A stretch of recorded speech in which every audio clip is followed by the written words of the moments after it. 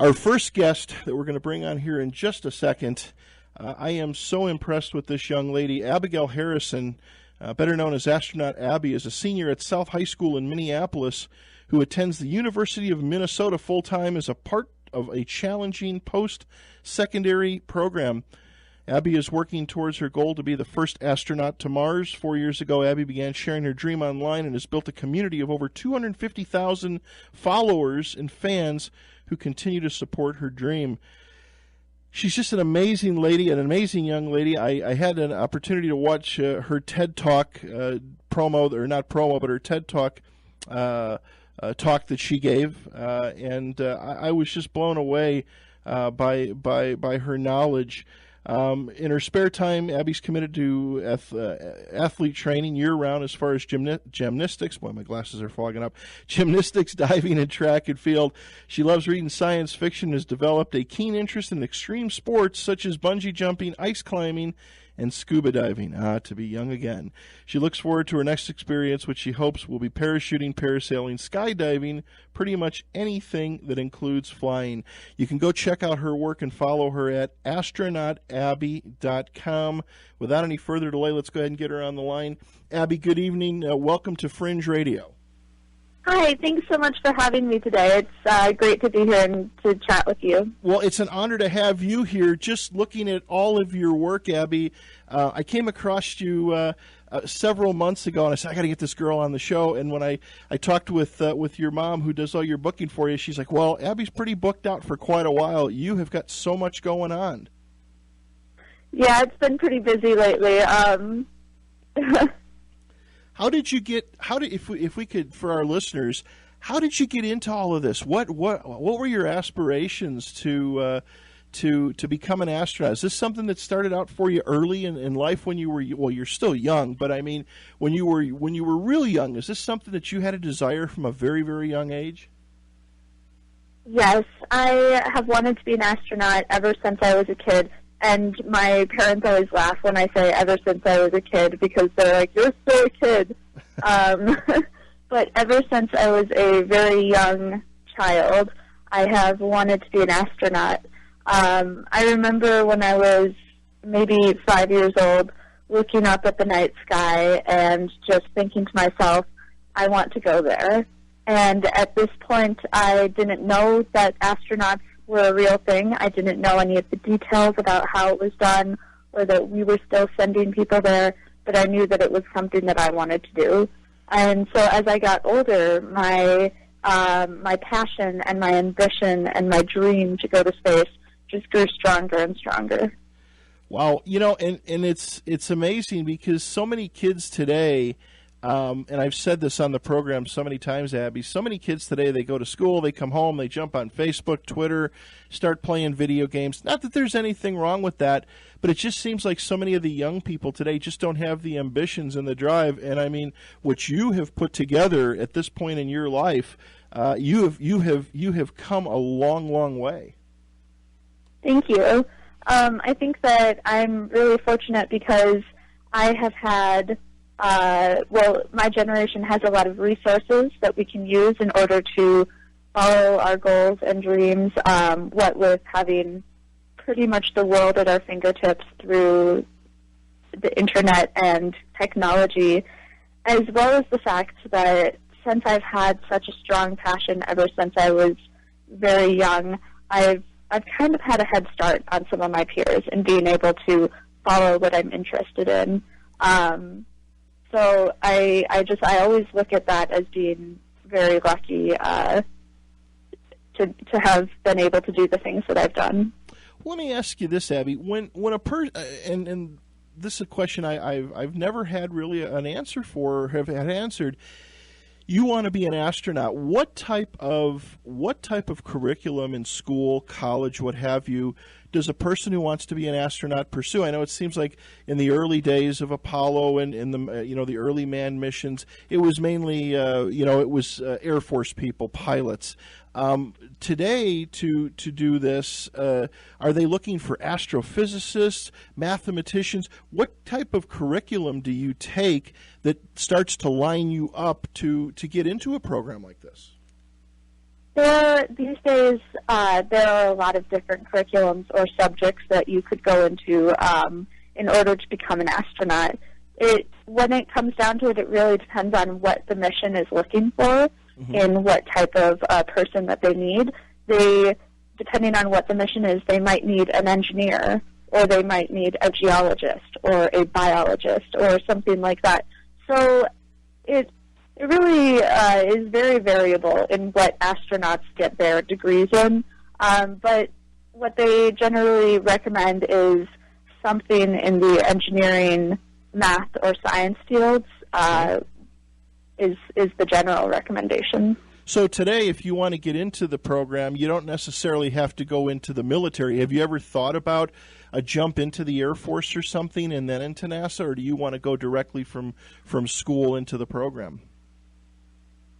When I was younger, I had plans to go into the Air Force. I wanted to go to the Air Force Academy, and I thought that that was the path that I was going to take to become an astronaut. But as I got older, I realized that I was much more interested in the scientific end of things, and so I decided to go the civilian route of getting my degree and my PhD and having working in the field and getting experience and then applying to the program. So for me, that's what the future will look like, is focusing on getting a degree and then working on research before I apply. And what type of degree are you going to shoot for? Right now, I'm hoping to do a double major for my undergrad in microbiology and physics. Wow. But I really don't know what I'll do for my master's, because I actually chose physics because A, physics is a really interesting subject, and B, it's a subject that you can jump into a lot of different fields from. You can jump into geophysics or chemistry, or engineering. There are so many different fields that physics sets you up to get a more advanced degree in. So right now, I know microbiology, and I'm not sure what else. So we got a bunch of questions sent in for you. But before we get to those, I was going over some of the notes and that you sent to me. What I find so amazing at your age is that you are already in the full swing of things. You know, so many people at your age are maybe thinking about, well, you know, maybe I'll become a physicist, or maybe I'll do this, or maybe I'll become a pilot, or whatever. Not only are you in that groove, you are already in the picture. I mean, looking at your site, you've been to different launches. Now, you have a mentor already. You want to tell us about your astronaut mentor that you have? Yes. Over the last, it must be coming on 4 years now. Over the last 4 years, I have been mentored by Italian astronaut Luca Parmitano, whom I actually met. Well, there's a little bit of a story of how I met him. Okay. My mom had brought me down to Florida to watch one of the shuttle launches, because the shuttle program was about to come to an end, and she really thought that it was important for me to see this, since this was the only way we'd gone to space in my lifetime. This was my generation, and, well, mostly her generation's era of space travel. And so we went down to see it, and she actually ended up meeting this astronaut, and I wasn't with her at the time, so I didn't meet him, but she told him all about me, and I really wanted to meet him and was so disappointed. And then when we were going through the airport on the way back home, she sees him, and she points him out to me. And I, of course, said to her, Mom, it's not Luca Parmitano. Just because he's bald doesn't mean he's Luca Parmitano. Right. And it turns out that it was him. And so I went up and introduced myself and asked him for an interview, and he agreed and ended up sitting down and talking with me for about an hour, answering all of my questions about what it's like to be an astronaut, how he got there, just everything that I could think to ask. And at the end of it, he gave me his email address, and he said to me, I will be your astronaut. If you have any more questions, email me. Wow. And it was pretty incredible. So from then on, we've just kept in touch, and he's been such a major inspiration and influence in my journey. Amazing, amazing. Now you've gone to several launches. You want to tell us about some of the stuff that you've attended and what you've done down there in Florida? Yeah, I have seen 3 launches. The first one was the Shuttle Endeavour 134, which was the second to last shuttle, and that's where I met Luca in the airport.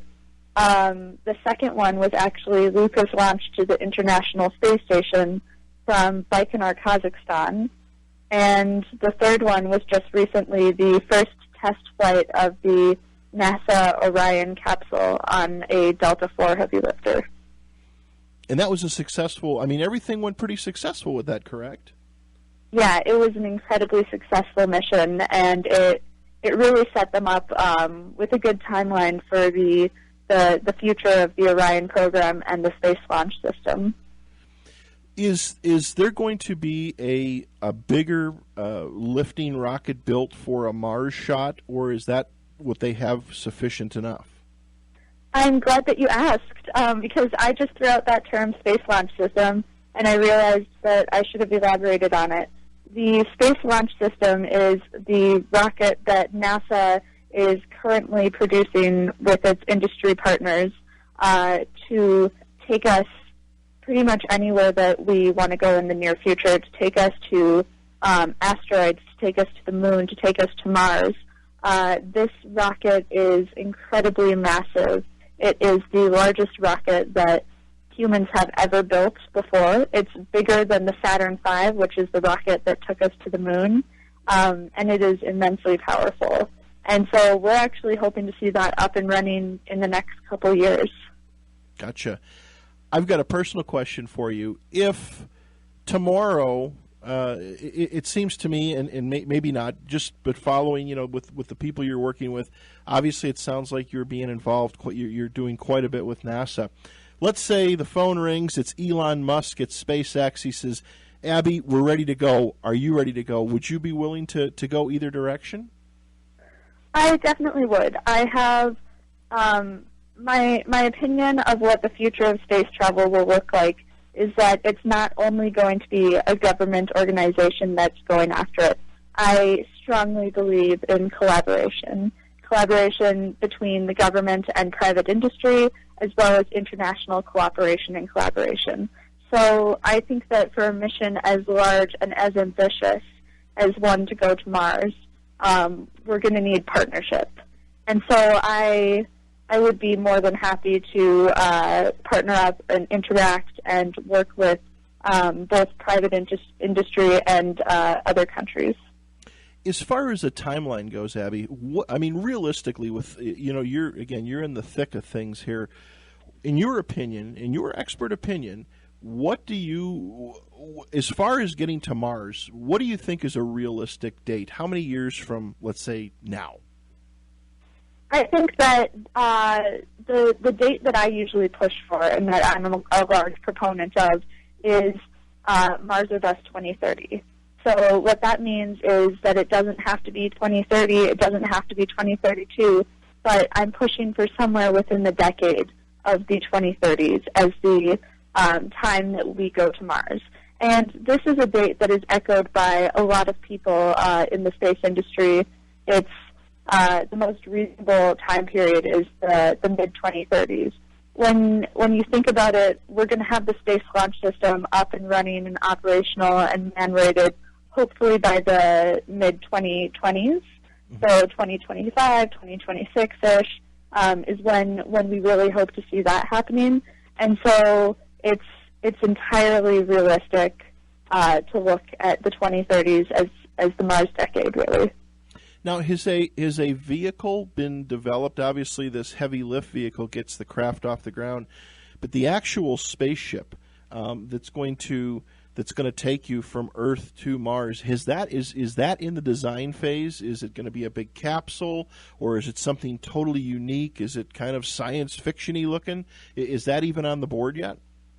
It is definitely on the board, and even more than being on the board, it is in real life. That is the what was paired with the Space Launch System is the Orion capsule, which is the same capsule that I went down and saw tested just a couple months ago at that launch.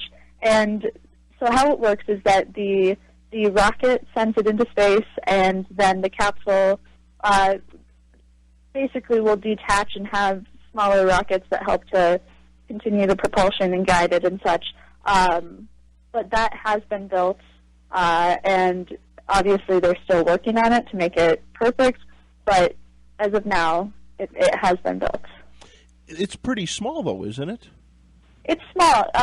If I'm not mistaken, what they're planning on doing is having it meet up with another module that will already be orbiting around the Earth to basically to give the crew more living space on the trip to Mars. Gotcha. Maybe something that'll be launched and attached to the ISS or something for a while?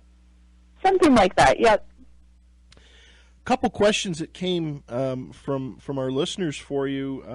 Our friend Bill in upstate New York writes and says, Abby, with all the dangers surrounding a Mars mission, do you ever have second thoughts about embarking on such a mission? That's a really good question. So I'm glad that you brought it up. I get this question a lot when I talk to groups and especially to students. Because people always know space is very scary. Why do you still want to go? And I think that I always say that it would be foolish to not be afraid of going to space.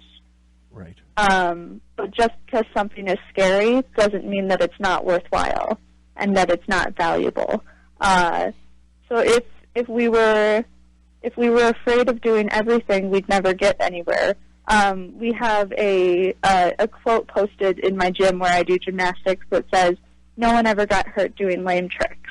Right. And basically the idea is that if you're not putting something on the line, if you're not risking something, then are you really going to get that much benefit back from it? Yeah. So even though it's dangerous to have a mission like this, it's well worth it in what we'll get back. Well, and I think that things are getting safer and safer. Technology is getting better and better. Compared to the early astronauts, and that's not that many years ago. It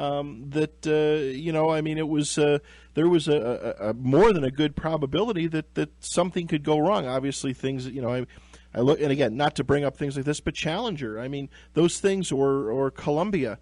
That's real world. That's real life. But I think that when you take those out of the equation, what we have accomplished so far as a human race is far outweighed, those tragic things. I mean, that's with everything, even from the first early automobiles. It's part of progress.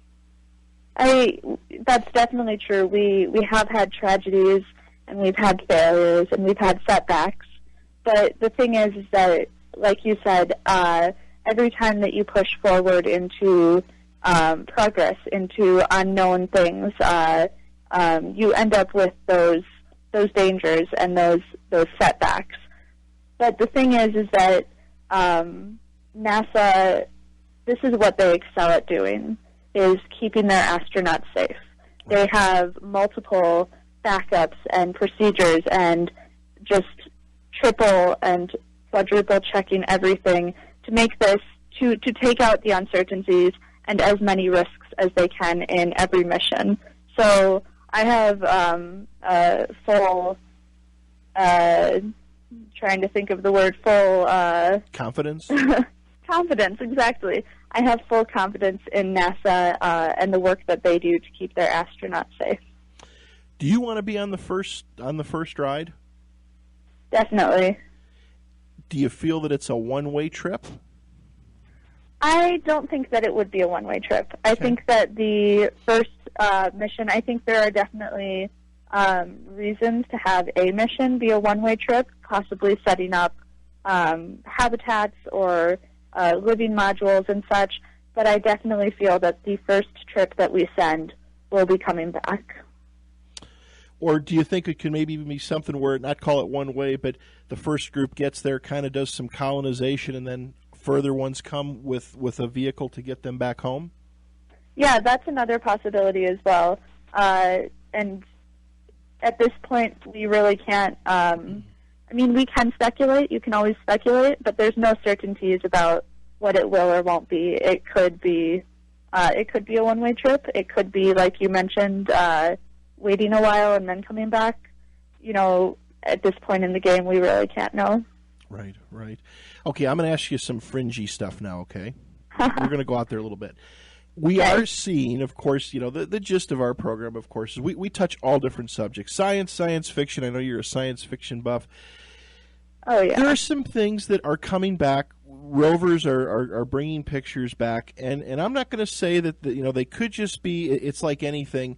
There could be things that are a little bit out of alignment, but it seems like there are some photos and stuff that are coming back, especially from Mars, that look like there could be some man-made type items there.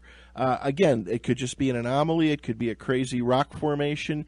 What are your thoughts on that? Do you think that at one time maybe there was a civilization on Mars and maybe there are some things left over?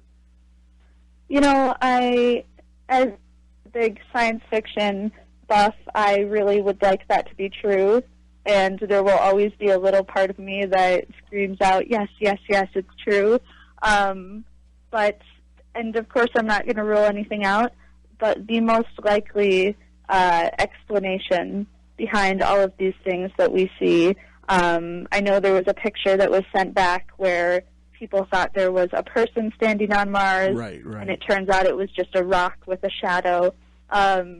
The most likely explanation is that we as humans like to project ourselves into our environment and familiarize unfamiliar places by interpreting things differently. So it's the same type of thing as when you get a potato that looks like your grandpa's face. Right. And that's all you can see after that in that potato is your grandpa's face. It's that same type of thing. We like to really change the way that we perceive things. Wishful thinking, maybe? Exactly. But you are open to the fact that you never know. Yeah, you never know. Yeah, I mean, it's really true. I mean, 'cause all we're seeing is a world that's so far away through a little 3-inch lens, and I think it's going to be amazing when humans get there, especially when Abby gets there, and is able to get out and take a walk around and look and see for yourself with human eyes what really exists. It looks like a pretty barren place. We've got to take a quick commercial break, and we'll be back on the other side. But how long of a trip, Abby, is it from Earth to there one way? At the one of the lowest estimates right now is about 6 months. Okay. So most experts agree 6 to 8 months. A little bit of a ride then. Our guest tonight is Abby Harrison, better known as Astronaut Abby. All right, everybody, we are back with Astronaut Abby. Again, Abby, thank you so much for giving us some time on your weekend, and I know you're busy. I'm glad to be here. So many things to cover. Let's talk a little bit about your worldwide outreach program and how that all got started and what that's all about. Yeah, definitely. So early on, as I was, I guess, trying to accomplish this dream and reaching out in this goal that I have, I realized that I was having a lot of really cool opportunities. There were things like I was going to that shuttle launch, and I was talking with people on Twitter and in the space industry for interviews and such, and actually meeting people at aerospace companies in Minnesota. And I decided that it would be really cool to share these opportunities with other people. And the Internet really, I'm lucky it allows us to do that these days. So I had started a website previously, and I started a Facebook and a Twitter page and Google+, and all of these things just to really get the word out and share these experiences that I was having with people. And so for a while, it was just a really low-key thing where, you know, I talked about what I was doing, and I would write articles for my website. But then 2 years ago, when Luca invited me to his launch in Baikonur, Kazakhstan, I realized that this was much bigger than anything I'd done before. Right. To get invited to a Soyuz launch, each astronaut gets 15 invitations that they send out. And all in all, between NASA personnel and the Russian Space Agency personnel and everyone else who's involved, there's usually around 200 people at each of these launches. So it's a very small event, very difficult to get into. And I decided that I really, really wanted to share this with people around the world. So I started an international educational outreach campaign. I crowdfunded about $40,000, both to be able to go to Russia and see this and to run the program afterwards. And ever since then, I have been visiting schools and speaking in classrooms and speaking at conferences and writing for all kinds of different publications and just so many other things to try and get the word out about STEM and space travel. Well, and I really think what you're doing is, I shouldn't say it's not pioneering, but it is pioneering. Someone at your age that's doing this, because, you know, it seems like we went through the Apollo age, we went through the space shuttle age. It's kind of sad to see this. I never saw you were there to experience a live shuttle liftoff. My understanding from people that have gone and have been there in person said it is a breathtaking sight. The ground shakes so much you can barely swallow. It's just it's something that, you know, it's amazing to see this gigantic craft get off the ground. And then with the shuttle program coming to an end, it seemed like that was it. It was over. But now it's starting to get revived with Mars, and I believe the Chinese are talking, and maybe even you could talk about that a little bit, about maybe another moon launch, another moon visit. So to educate young people and kind of get them inside from a younger person's perspective and not a military perspective, that's huge. Yes, it is. It's so important to interest kids in space travel, because there's something about space travel that just brings out a different passion in kids than you usually see. I've noticed every time that I go into a classroom and speak, and it doesn't matter where this classroom is, it doesn't matter what this school specializes in or how old or young the students are. When I go in and I show them pictures and videos of launches and astronauts and talk to them about being in space, their eyes just light up. Right.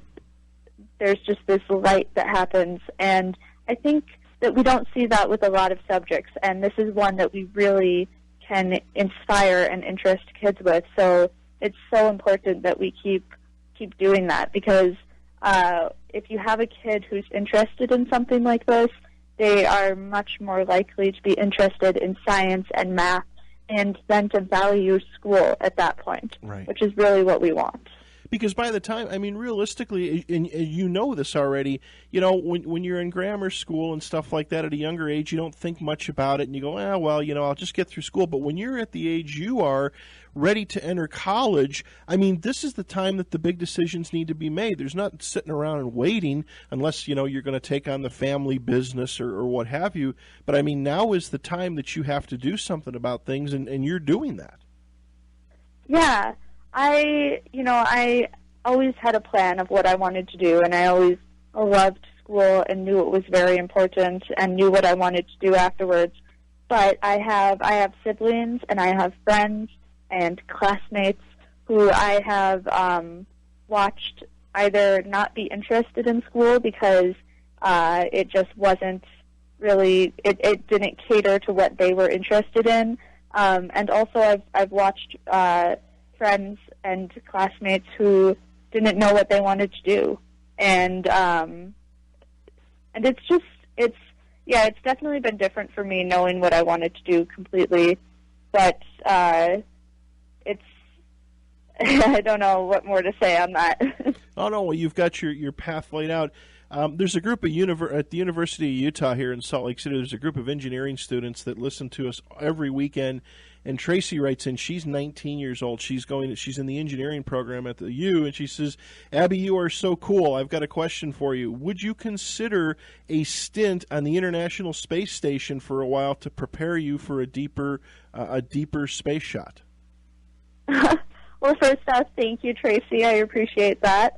And second off, I would love to have time on the International Space Station.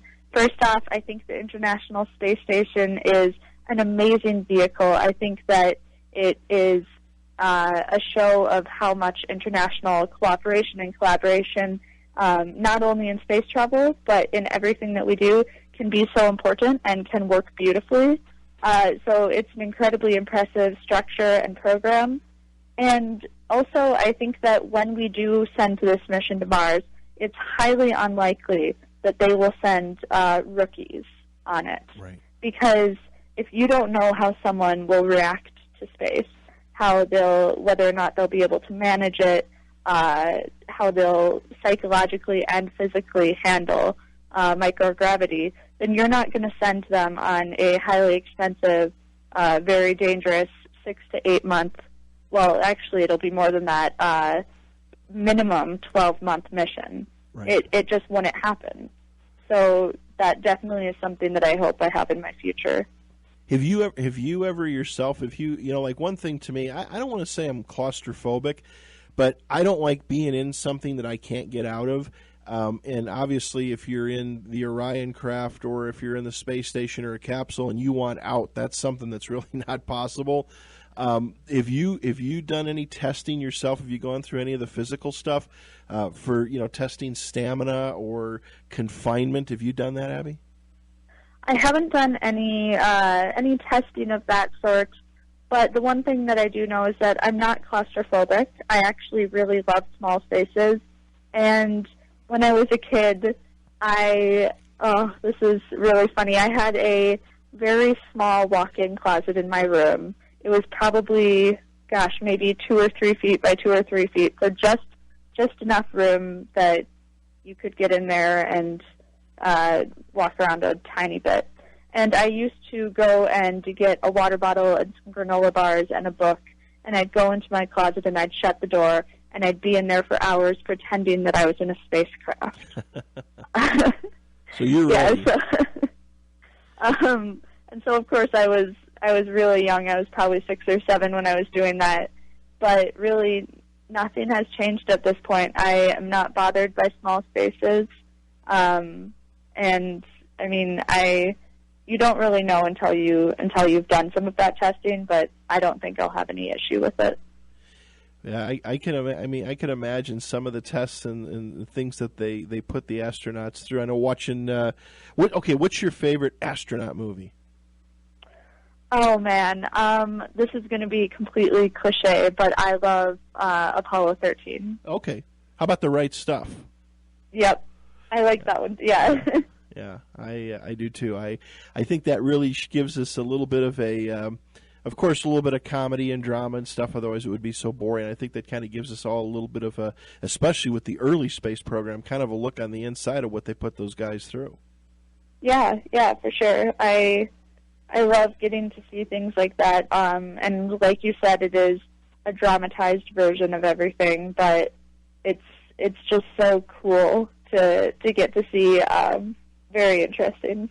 Now, you go around, again, I as I mentioned at the beginning of the show, I came across you through one of your TED Talks, which I thoroughly enjoyed, and I'll put a link up on our website. People need to go take a look at that.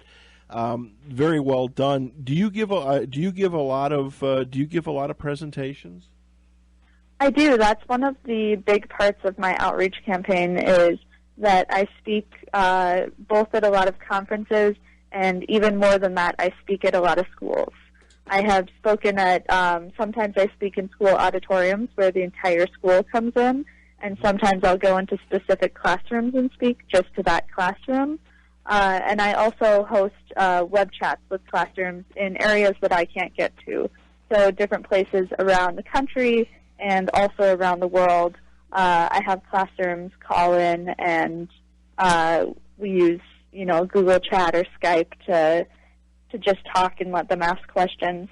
In the next couple of months, I actually will be speaking at a conference in Canada, a science fair, and then I'm also going to be speaking at the Science Museum of Minnesota is opening a new space exhibit, and I will be speaking at that.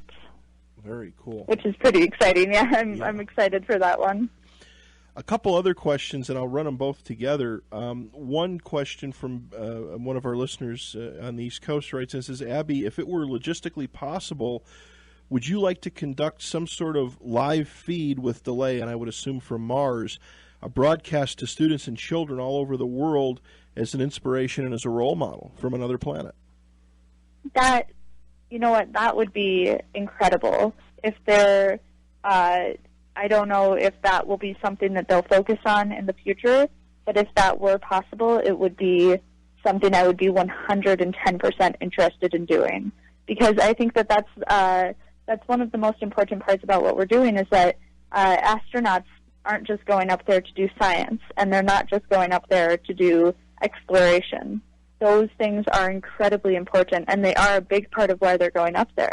Right. But they're also going up into space and out farther in order to inspire other people, and especially kids. I think that there's nothing more important that an astronaut can do than to share their experiences and passions with other people.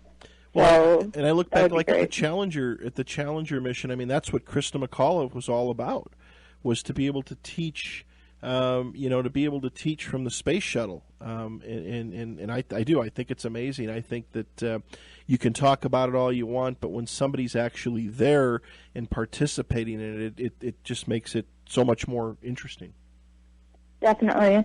And that the Challenger tragedy was doubly so, not only because of the lives that we lost, it was horrible, but also because of the potential that we lost for this possibility of teaching from space.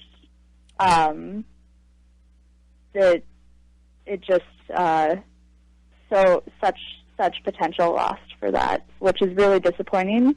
But I think that it's something that with the internet being so big nowadays and kids having such an interconnection with each other and the world and technology, I think that it's something that we can bring back into space travel. We're already seeing that. We're seeing that happen here and now with the fact that you can tweet astronauts who are in space, right, and they tweet back.